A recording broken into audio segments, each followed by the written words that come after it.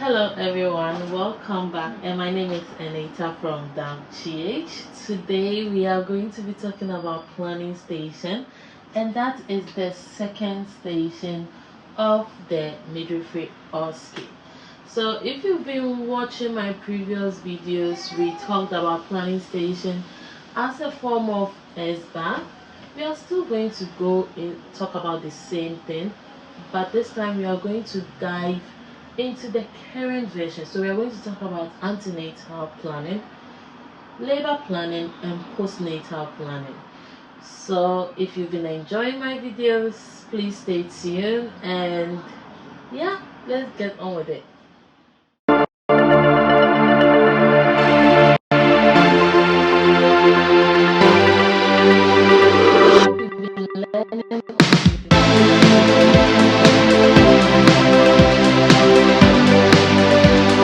Yes, as I mentioned, we are going to talk about the planning station. So, planning station is currently a silent station. It's no more a verbal handover as it used to be. So now it is a silent station.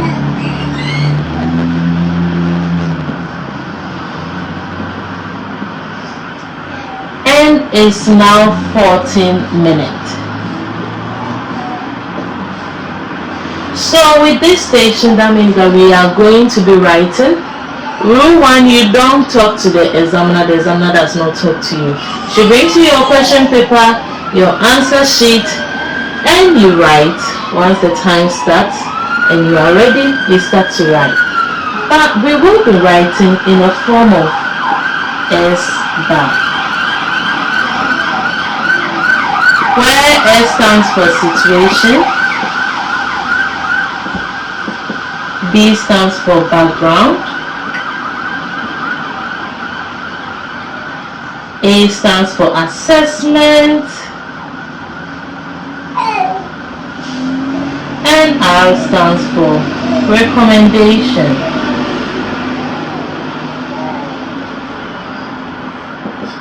So this is how your planning is supposed to structure. So we are going to talk about what you should write under situation for antenatal, labor, and postnatal. Then what goes into background for the same, what goes into assessment for the same, and recommendation. Planning,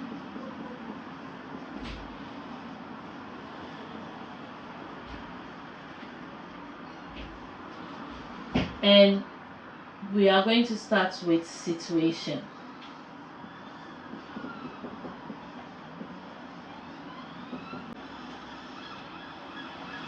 Yes, so under the situation, what are you supposed to write under your situation?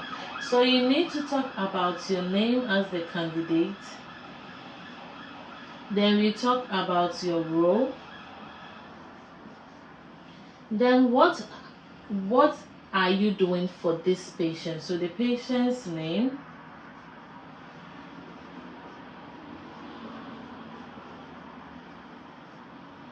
patient's role, patient's date of birth,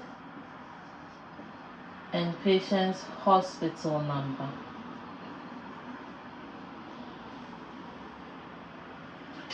Then you talk about the patient's presenting complaint. What did the patient complain of? Maybe she complained of headache, she complained of abdominal pain, she complained of waist pain, she complained of, the common things that pregnant women experience. If they're not experiencing headache, they're experiencing stomach ache, or they're experiencing back ache, or they're experiencing cramps, all sorts. So let's say that if we were to write our situation, you need to write the title. People write without writing situation. How would the examiner know that what you are writing is in the form of S-bar? They will never think for you. So try to make your work as transparent and coherent as possible. So if I'm writing situation, I'm just going to go by, my name is Anita, the midwife caring for Helen Johnson, date of birth 15 June 1989, hospital number 004321, who presented with leg cramps and backache. That was what I'm going to write in my situation. If we are done with situation, we go for background.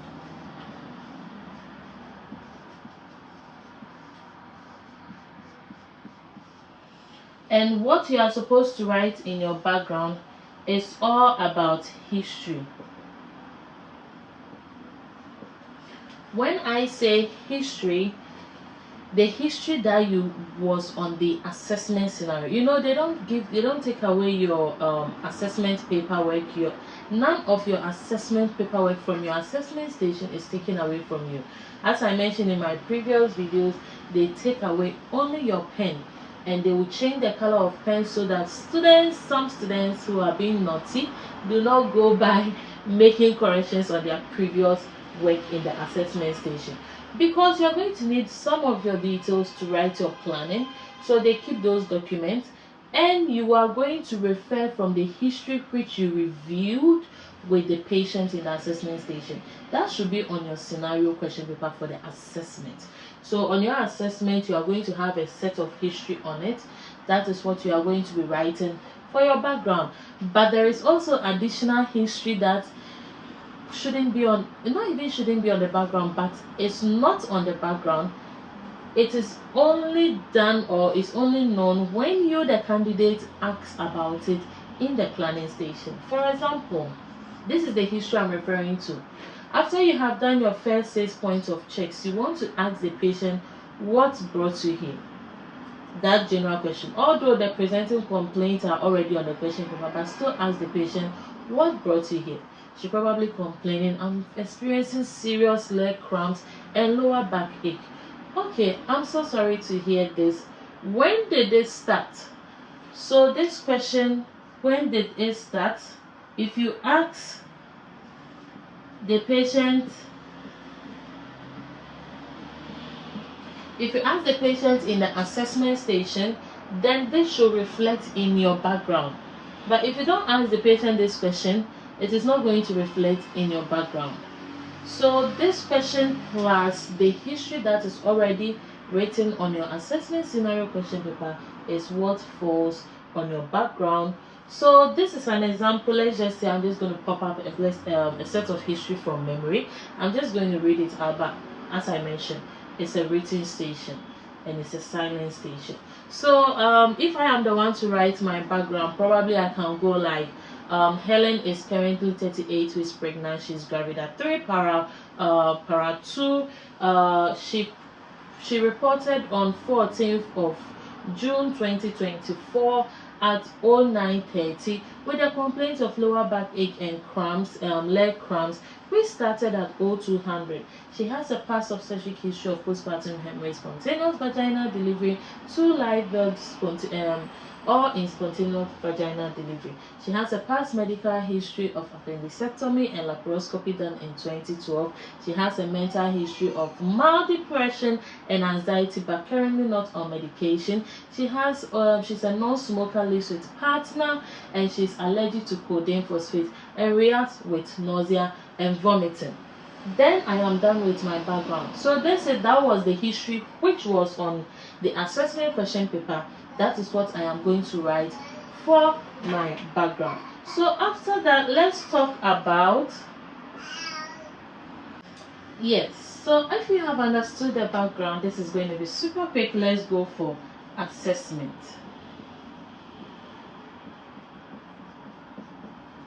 So what goes into your assessment? What will you be writing in your assessment? You will need to write the time you did your assessment. So if they say assume it is today 09:30, you just need to start assessment at 09:30, review maternal observation, blood pressure, temperature, pulse, oxygen saturation, capillary fill time. You move on to the abdomen. So let's just wipe this off, because at least we know we have already talked about, let's just squeeze it at the bottom here. We've talked about situation. We've talked about background. Now we are on assessment.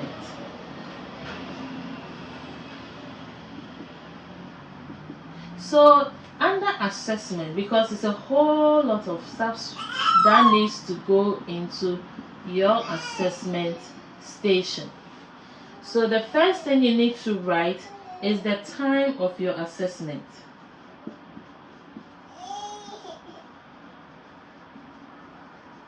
Observation. Then we move on to abdominal palpation. You would have done abdominal palpation. I always say that there are about 8 to 10 things you can check on abdominal palpation.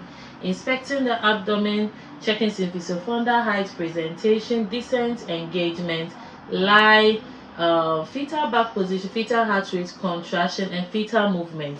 So 10 things. I do it according to how I check on the abdomen, and that sticks forever. So just like how you do it at home, at workplace, just this same thing. Then after moving on, you inquire about vaginal loss. So you can agree that you don't necessarily have to do vaginal examination in antenatal assessment, so it's equally going to reflect. If patient replies that she had no vaginal loss, please include it in your write-up if you do not want to fail your planning station. So we've gotten 1, 2, 3. Then we can talk about pain score. What did she say in her assessment? Did she say she scored 2? Did she score 3? Did she score 1? Then you are going to write that. Then we have urinalysis. So we do perform urinalysis in our assessment station. The results you had, you are going to write that. Some people write urinalysis 2 plus of protein, 2 plus of leukocyte, 2 plus of ketones. Then they've stopped. I'm like, what about the rest? The rest were normal. So just add. All other results were normal. You get it? So at the end of the day, it wasn't just those things that reacted, but the ones that came out negative also needs to reflect under urinalysis. Then the final best part is your differential diagnosis. People always forget this differential diagnosis. I'm like, girl, just don't forget. If you take your Osce seriously, 40 minutes is just like a few seconds. Stay home, sit down, practice with speed. You write your full assessment. Try and create your own figures. You just create your own figures.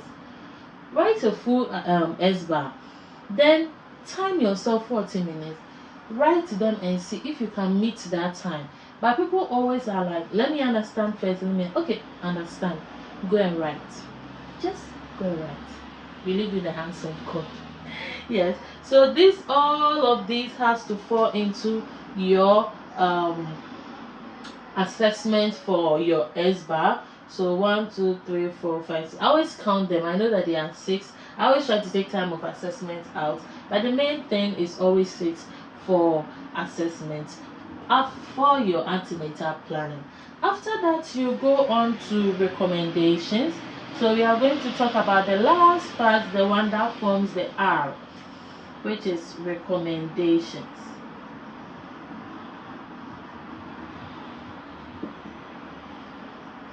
So this is why it is S-bar. So your recommendation should talk about the back of your meal chart. You know, if you graded your meal chart when you are handing over to the examiner, my total meals is 2 amber boxes, 1 red, or 3 amber boxes, 0 red. Therefore, my area of concern, my differential, then we start to read recommendation. The recommendation, we read it from the back of the meal chart where the big arrow is. It's focusing on 3 categories. When you pick your 2 amber boxes, 0 red, which one did you pick? Obviously you're going to pick the second one. If you pick the second one, those points, there are recommendations, so write them to be your first set of recommendations. Even if you don't know anything, at least those first 6 points, you've gotten first 6 points you can write. Then subsequently you go to your differential diagnosis. When you talked about differential diagnosis, you made mention maybe probably patient is having pregnancy-induced hypertension or preeclampsia or eclampsia or even early labor or urinary tract, whichever. Let's say urinary tract infection. Come on, what are some of the recommendations for urinary tract infection? You want to send the urine for culture and sensitivity, isn't it?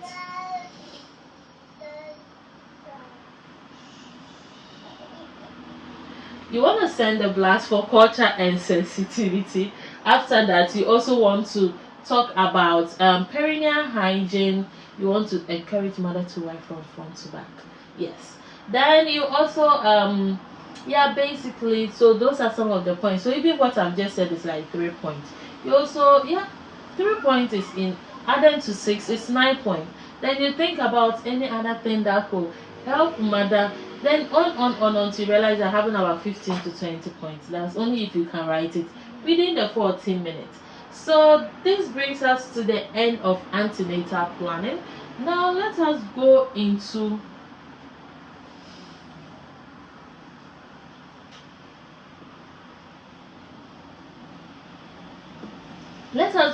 our labor planning.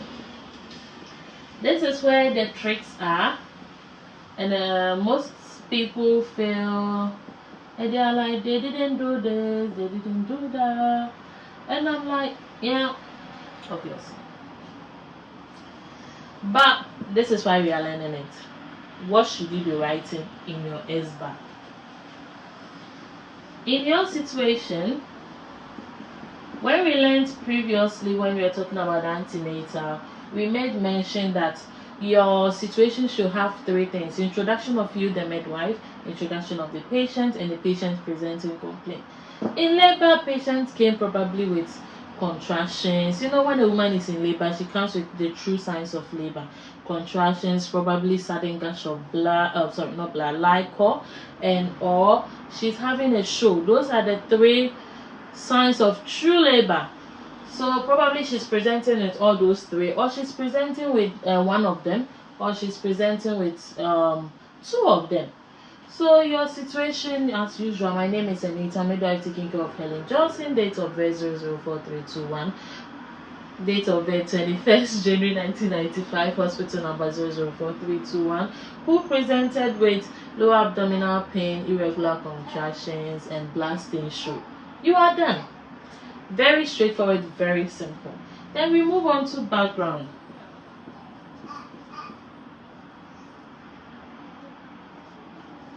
I always say that your background should contain this: when did it happen, or when did it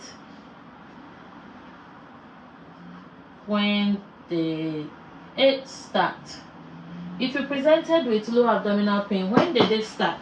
That should be part of your history, plus the additional history which is already written on your scenario question paper for assessment. These 2 come together to fall under your background.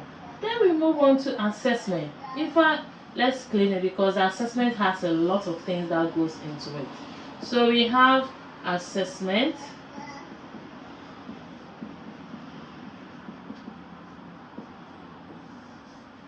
under our assessment you are filling a paragraph. You can have an initial assessment on a paragraph, or you could be the very first person going to write your assessment on the paragraph. So you are probably the first one going to assess the woman, or you could meet an assessment that has already been done by one of the midwives, one of your colleagues, and you are taking over. So probably you are the one doing the second assessment. So let's say you are the one doing the second assessment. You need to differentiate between the 2 of them, because you are trying to raise a point. You get my point? So the first thing is the initial assessment. You need to write the initial assessment. And where do you get this initial assessment from? From the paragraph, because you did not do that assessment, so it will reflect on the paragraph. Probably that initial assessment was done at 0900, and you are coming in 4 hours later, that is 1300, to come and do the second assessment. So 0900, what was done for her, it will be shown on the paragraph: the fetal heart rate, molding, amniotic fluid dilatation, station, contraction, if she's on oxytocin, if she's on any medication such as Entonos, maternal blood pressure, pulse, urinalysis results, which is proteinuria, ketones, amount of urine, and wait again, I think that's all. Yes, so that is what you are going to write for initial assessment, and the time it was done. So initial assessment at Sorry, never use this sign in your writing. Please use the 80. But let's just say this is your initial assessment. After you have written your initial assessment, which you pick from the pathograph, then you go with your current assessment. At 4 hours later, which will be 1300. But this current assessment doesn't mean that you are going to be writing from the pathograph, because that one you did it. So there are so much more that goes into your current assessment. First of all, you did maternal observation, which is the blood pressure, oxygen saturation, capillary refill, temperature, pulse, respiration. You also did abdominal palpation.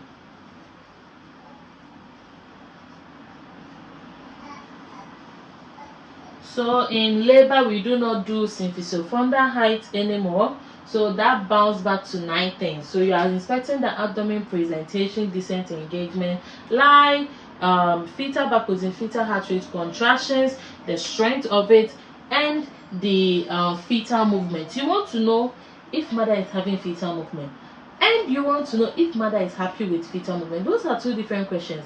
Someone will just ask, do you have fetal movements? Yes, I do. Okay.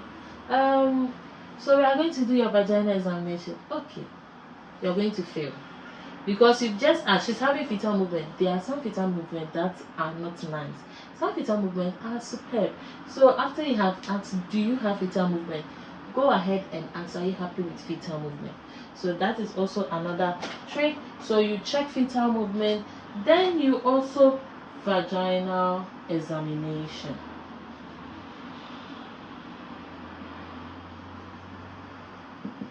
There are 10 to 11 things you do under vaginal examination. A lot of people will feel for not giving a lot of information on the assessment because you didn't check.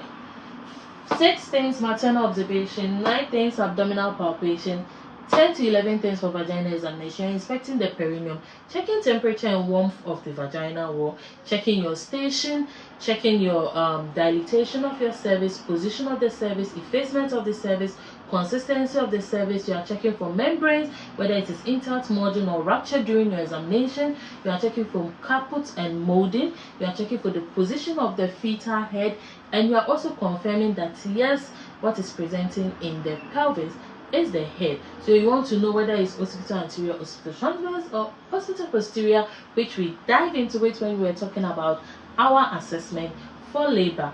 Then after that, which one again? I think we've said everything perfectly. You want to know if there is molding or caput. So those are about 10 to 11 things you have to check for the vaginal examination, and all of them needs to reflect there. Other than that, you are going to fail. Then you want to talk about the pain score. Yeah, we want to tell, and the last one will be the differential diagnosis.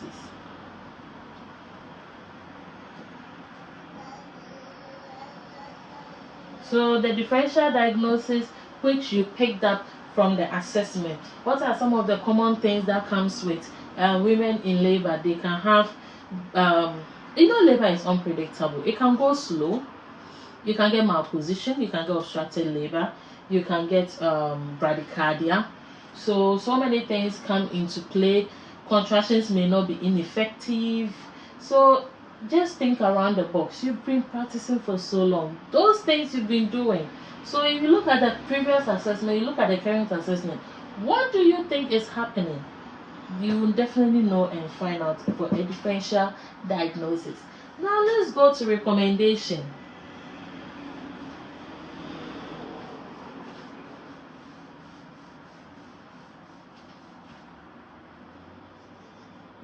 Your recommendation is not just any recommendation when it comes to labor. Your recommendation needs to tally with a nice guideline.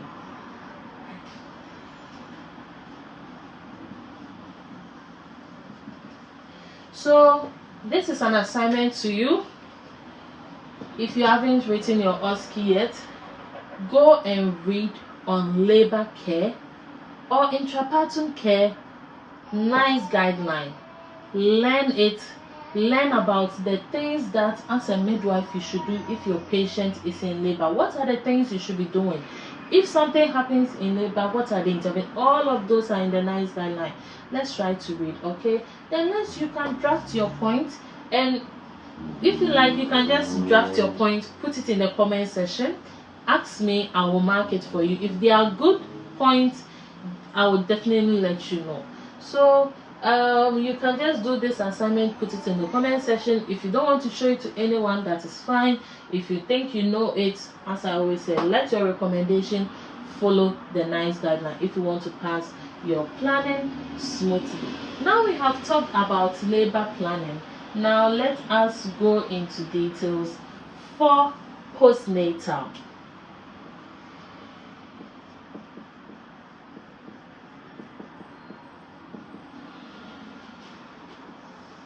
I always tell my students that postnatal is a lot, but it is very systematic and it is fun.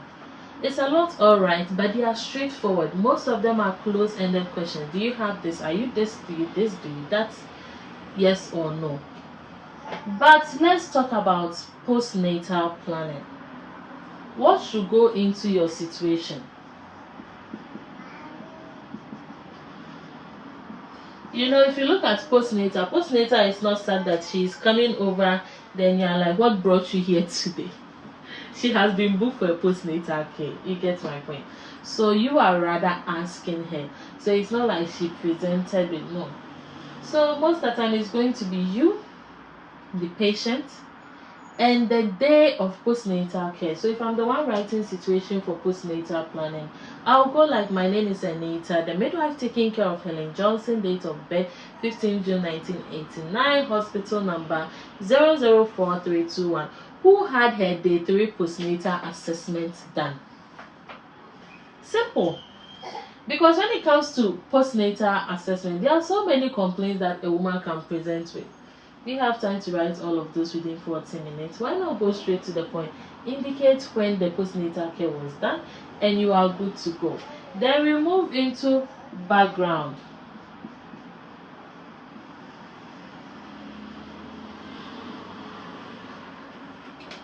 The background, this time you don't really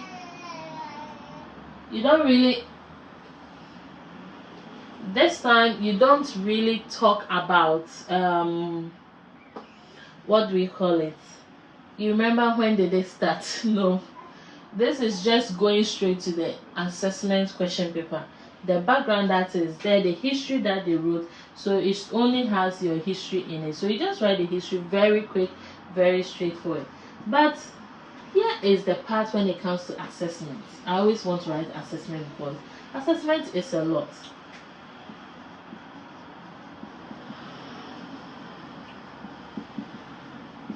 There are so many things you do in postnatal assessment, even in your postnatal care.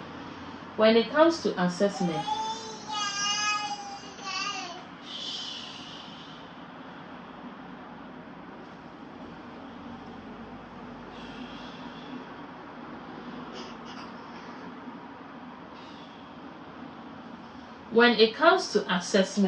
yes, there are a lot of things. I always say that your assessment is categorized into physical, social, and psychological. All those things needs to be written over there. So under the physical, what are some of the things? Maternal observation. We have maternal observation, we have abdominal palpation, breast inspection, perineal inspection, VTA assessments to rule out deep vein thrombosis, exercises, diet. Then you talk about social assessment, family support, financial support, and work and rest as well. Then you go into psychological. You want to ensure that mother is able to bond with baby. Mother herself is able to go back to her normal routine and she's not overwhelmed with the care of the mother. All those things needs to fall under assessment. So you can see that you are having a lot. Maternal observation.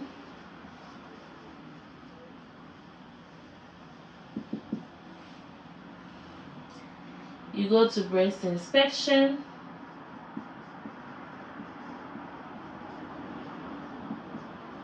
You go to abdominal palpation.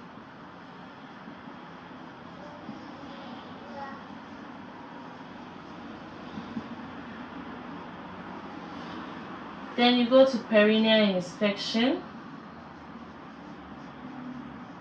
So imagine you are writing all of these for 40 minutes. You need to go very straight to the point. Some people try to list them, comma, this, comma, that, comma, that. It works. Perineal inspection, VT assessment. VT is venous thromboembolism assessment. Then you have exercises. You want to know if mother has started with her cardio exercises. Then you talk about diet, and you talk about take-home medication. So was she discharged with any pain relief, any medication? So take-home medication. You also want to know if she's taking them religiously, and that we are not procrastinating. Then this is what goes under the physical. So let's talk about the social. What you'll be writing. Family support. Did she say she's got family support?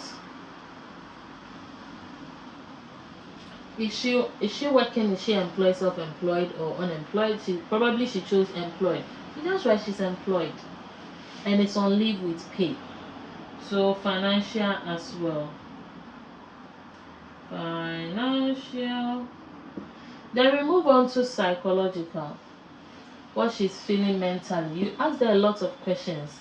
Activities of daily living, anxiety, depression, fatigue, loss of appetite, overwhelmed, indifferent, uninterested when caring for baby. All those things falls under psychology. You did ask her, so why not write it? So some people try to scan, oh, this one is unnecessary, let me leave it out. Well, they are going to mark it to you that, oh, you have failed. So please try and write everything. Then we go into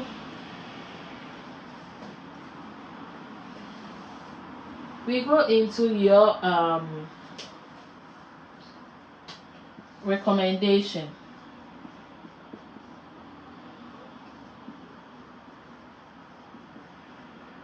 Like I always say, your recommendation needs to tailor with the NICE guideline.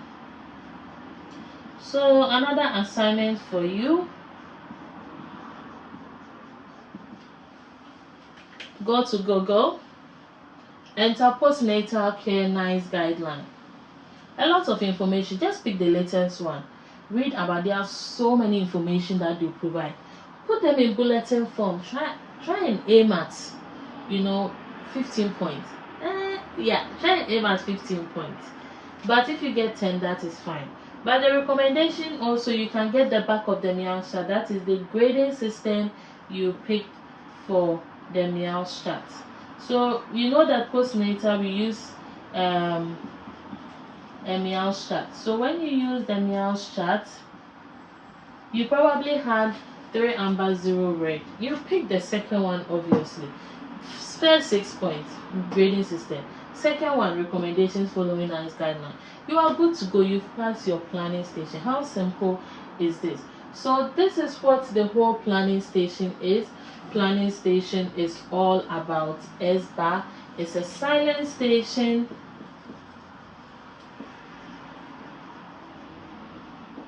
If you want to pass this station in peace, every page you use for your writing, please write your name, and please don't go and write your nickname. I know people can do a lot of things. Write your name, which is on your passport, which you use for your identity check. Write your full name, if I'm to put it that way. Write your date of examination.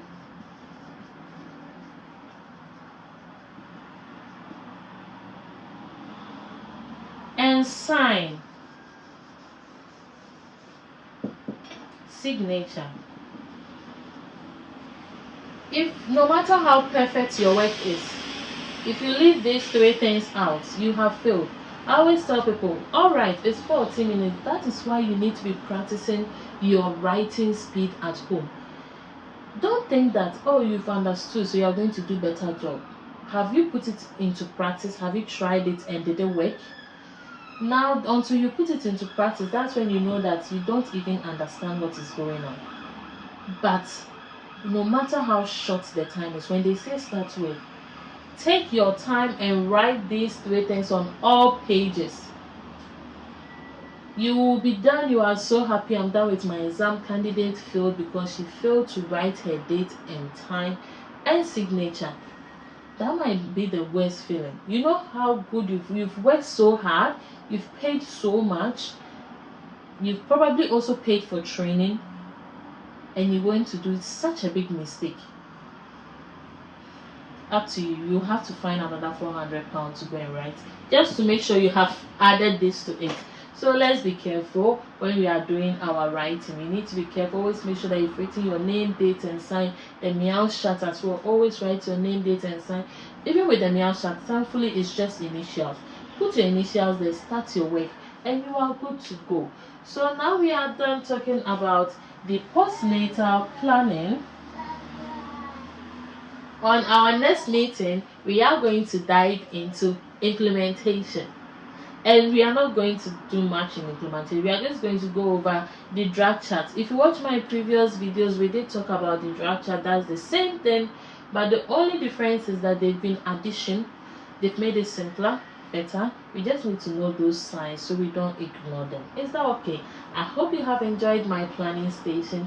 This is the new one, and I can't wait for you to just be posting. I have passed. We need more international midwives over here in the UK. Thank you and stay tuned.